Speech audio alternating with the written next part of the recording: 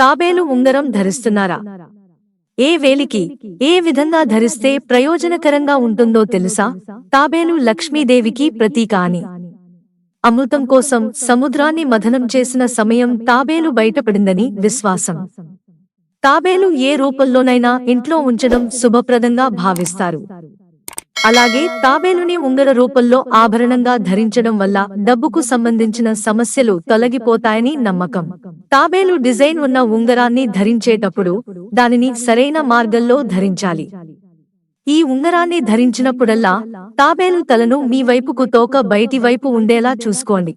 తాబేలు లక్ష్మీదేవితో ముడిపడి ఉన్నందున శుక్రవారం తాబేలు ఉంగరాన్ని ధరించడానికి శుభప్రదంగా పరిగణించబడుతుంది.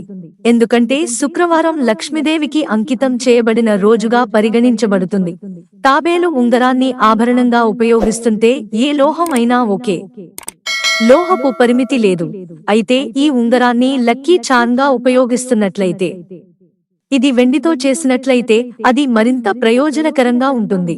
ఈ ఉంగరాన్ని ఏ వేలికి ధరిస్తారో చూసుకోవడం కూడా ముఖ్యం. ఈ ఉంగరాన్ని ఉంగరపు వేలికి మాత్రమే ధరించాలని గుర్తుంచుకోండి. అప్పుడే అది ప్రయోజనకరంగా మారుతుంది.